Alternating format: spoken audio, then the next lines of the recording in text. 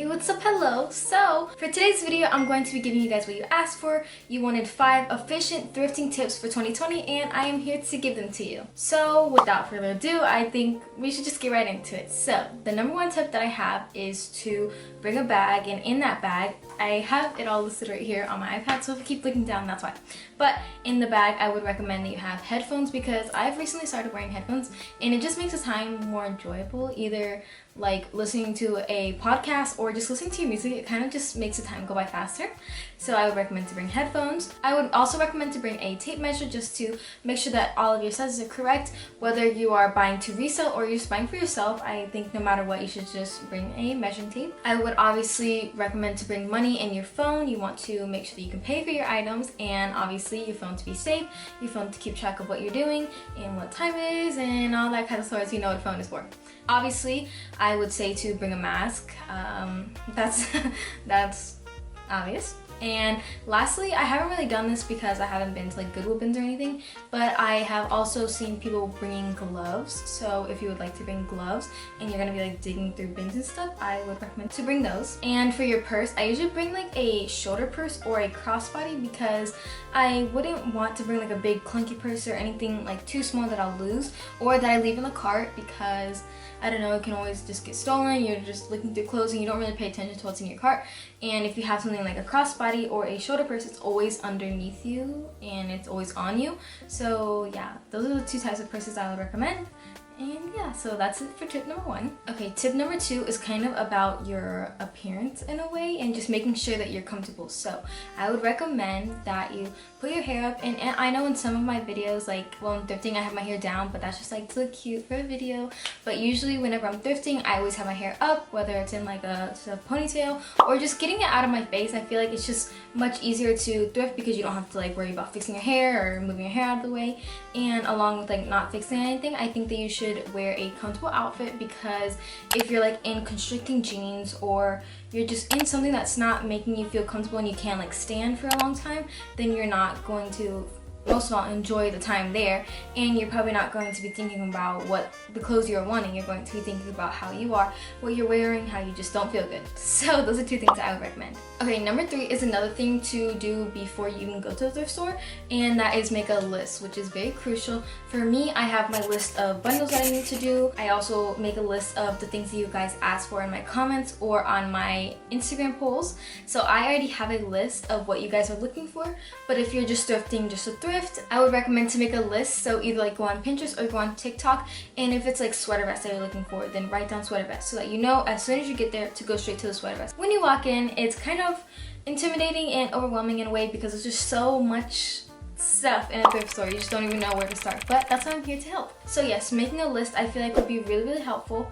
no matter, even if it's like a small thing, like you want to remember that you want to get a necklace or just anything small. So I would recommend making a list. You don't have to bring in a piece of paper and write an actual note. We all have notes apps, or we just have something on a device that we can write down. So that's much easier too, so you don't have to carry around another thing. For tip number 4, I'm going to leave all of the information right here so you can take a screenshot. So over here I have listed a bunch of different sections for you to visit for the trendy items that you have been wanting. So let me get all cute. Okay, let me fix my hair. Are you ready? 3, 2, 1.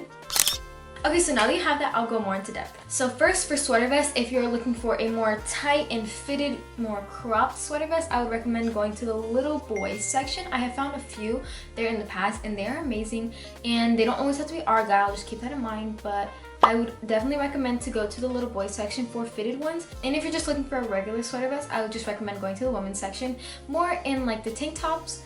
But yeah, and if you're looking for slip dresses and those cami tops, I would recommend to go to the lingerie and sleepwear.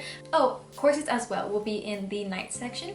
That's just a lot of what was worn back in the day, but it's now used as fashion. If you're looking for oversized flannels and crew necks, which are very trendy, especially now for winter and fall, I would recommend going to the men's section. They always have amazing oversized items, and especially for flannels, I don't really like having a tight flannel, but the men's section always saves me because they always have the oversized ones. So the men's jackets and overcoats is the best place to be. And if you're looking for fitted baby tees, obviously it's in the name, I would recommend going to the young girls section. There are a lot of items there as well. I usually don't have any luck because I don't know, maybe it's my location. So yeah, the young girls section will be where you find the baby tees. If you're looking for any patterned, any leather, any corduroy pants, I would recommend going to the women's section because I always find so many different patterned bottoms. I have found so many corduroys, which are very, very popular on Pinterest. So if you can't find a brown pair of corduroys, I would recommend you go thrift them, or let me buy them for you. So yeah, I have found so many good things in the women's pants section, so that's where I would recommend to go for those items. For tennis and pleated skirts, I would recommend going to the activewear section. Obviously, they are tennis skirts, so that's where I have found a bunch of mine. And if you have a more smaller size, I would also recommend going to the kids active section because I have found a couple of extra smalls and smalls there too. For any leather jackets, I know that those are really, really popular. If you're looking for a more fitted one, I would recommend going to the women's jackets, or if you're looking for a big oversized one, I would recommend going to the men's. And jeans and denim are really, really hard. The only thing that I can suggest for those is to use your tape measure and to take the time, because usually they are not in like size sections and they aren't really in like sections by wash. So for denim, majority of the time I have to go through every single item, and that does take a long time, but I usually end up finding amazing stuff. It's gonna take a lot of time, but just plug in your headphones and the time will go by in no time. And along with this, you're gonna be having lots and lots of stuff. And this is just a bonus tip, but I would recommend you grab a cart, because if you're just like having a bunch of stuff in your arms, you're gonna worry about what's in your arms rather than what you're looking at. So that's one more thing. And for your fifth tip, I would recommend to have patience. So my camera died, and while it was charging, I packaged up all these orders. So just don't mind the blank wall for a second. I'm just gonna give you one more tip. So my last tip is to be patient. Whenever I first started thrifting a few years ago, I just kind of wanted to go thrifting just to thrift. I don't know, it was kind of like a new hobby for me. It's just something that I did whenever I was bored or just needed to relieve any stress. In the beginning, I didn't really love it because I didn't know what I was getting. Just walking in, you get very overwhelmed with everything. I had to realize that the longer that I stayed and the more I looked through every single item, then I eventually found the amazing gems that were hidden. And that's the really cool thing about thrifting, because you just get stuff that is so unique and you really can't get it at any other thrift store. The more you go and the more that you look through each and every item, you will find exactly what you're looking for. And if you don't find it at one thrift store, drive to another one. And if you don't find it at that one, drive to another one. And if there's no more in your area, do online thrifting. You don't get the full experience, but it's just as good. You're still being sustainable.